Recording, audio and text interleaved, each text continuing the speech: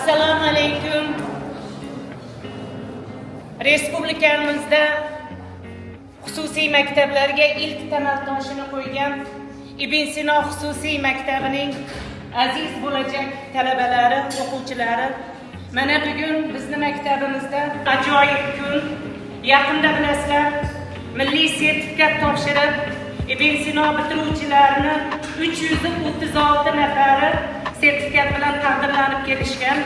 Bugun Ibn Sino markaziga 4 ta fandan milliy sertifikat bilan taqdirlangan o'quvchimiz Abdulmannon va Dinaraxonni tabriklash uchun dadalarini birga ishlaydigan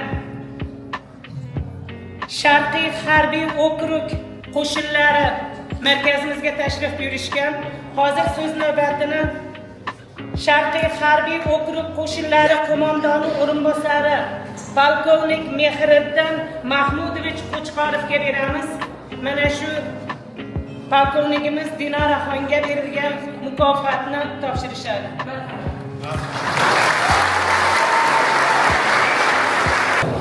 Assalomu alaykum, hurmatli yoshlar, aziz talabalar, o'quvchilar. Men hozir maktablaringiz bilan qisqa fursatda tanishdim. Umuman xursandchilik odamga umuman xursandchilik baxsh etadigan bir narsa. Chunki talaba shuncha o'quvchi ularni 100% o'qishga kiradigan degan bu xursandchilikdir. Endi hurmatli yoshlar, aziz yoshlar, bilasizlar, prezidentimiz Qurolli Kuchlar tomonidan bu yoshlarga berilayotgan imtiyoz, imkoniyat, shart-sharoitlarni bitta natijasi mana shu. Ilgari biz o'qigan davrlarda bizdan 30 yil oldin o'qiganmiz, 35 yil oldin o'qiganmiz maktabda. Xususiy maktab degan tushunchani o'zi yo'q. Hattoki bog'cha deymiz, maktabgacha ta'lim muassasasi xususiy degan narsani o'zi tasavvur qila olmas edik. Mana hozir mana kichkina farzandim xususiy maktabda o'qiydi. Mana bu yerda o'qiyotgan aziz bolalarni maktab direktori bilan gaplashdik. Sizlarga ham aynan shu yo'lda o'qiganingiz o'zida ham qancha imkoniyatlar bor ekan, chegirmalar bor ekan, yaxshi a'lo baholarga o'qigan, yuqori natijalar ko'rsatganlarga chegirma bor ekan, faqat tekin o'qish yo'lga qo'yilgan ekan, bu bizga xursandlik bag'ishlaydi. Endi bilasiz, hurmatli prezidentimizni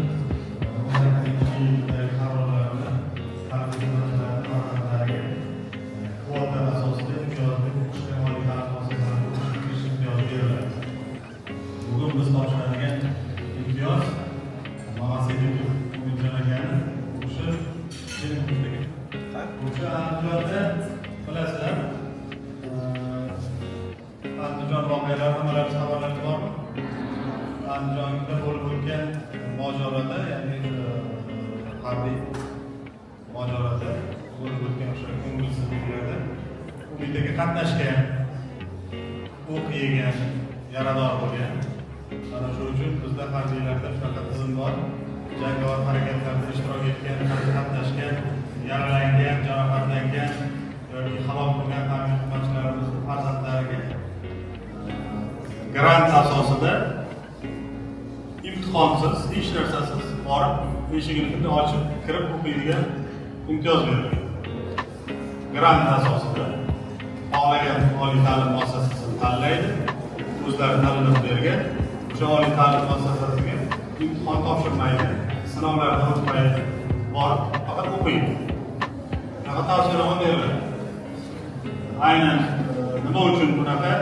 Chunki bir narsa esingizdan chiqmasin, o'tirgan yigitlar, qilgan yigitlarimiz, qizlarimiz, harbiy xizmatchilar eng avvalo birinchi navbatda vatanga qasamyod qilgan paytida ular jonini beradi, hayotini bag'ishlaydi.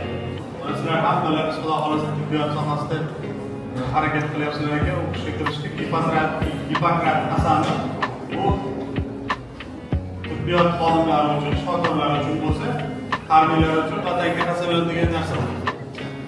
O'zi umuman olganda ikkita odam qasam ichadi, shifokor va harbiy. Hamma ham qasamyodiga sodiq bo'lishga o'sha ichgan qasamida aytadi. Mana Umidaga ham o'sha qasamyodiga sodiq bo'lgan holda Andijon voqealarida o'zini hayotini xavfga qo'yib mamlakatimiz tinchligi, Andijon ahlini farovonligi, tinchligini saqlash yo'lida jarohat olib, yaralangan. Shuni xizmatlarini munosib baholash maqsadida Prezidentimiz tomonidan bu kishining farzandlariga mana shu imtiyoz beriladi. Shuning uchun ruxsat bersangizlar, bugun hammalaringizni vatanparvarlikka, vatanga munosib bir inson bo'lishga, xalqqa fidoyi bir inson bo'lishga chaqirib qolaman. Chunki vatanga qasamyod qilamizmi yoki bo'lmasa shifokor sifatida qasamyod qilamizmi? Hammamiz eng avvalo xalqimiz tinchligi, yurtimiz tinchligi, qolaversa vatanimizni ravnaqi uchun harakat qilamiz. Bu yerda turgan har bir yigit qizimizga Xudo xolasa o'zi tanlagan bilim yurtlariga kirishni, yaxshi o'qishni va kelajakda yuqori bir malakali inson bo'lishni, hayotda, ijtimoiy hayotda o'zini bir munosib o'rnini topishlarini tilakdoshman. Va hozir ruxsat bersangizlar, Umid aka qizlariga, Umid aka o'zlari, oilalari guvohligida o'sha tavsiyanomani topshirsak, keyin kimda ilm so'zlar, tabriklar so'zlar eshitamiz. Hammalaringizga ham mana shunaqa yaxshi kunlarni, yaxshi hayotiy yo'nalishlarni tilab qolamiz. Bir narsa esimizdan chiqarmasligimiz kerak. Biz bu yerda turgan har bir yigit qiz vatanparvarmiz. Bizga xursandchilik bag'ishlaydi. Endi bilasiz, hurmatli Prezidentimizni 18-yildagi qarorlar bilan harbiy xizmatchilarning farzandlariga kvota asosida imtiyozli o'qishga oliy ta'lim muassasalarini tushirish imtiyoz beriladi. Bugun biz topshiradigan imtiyoz Mamasedov Umidjon akani o'sha Andijonda bilasizlar, Andijon voqealari hammalaringiz xabarlaringiz bormi?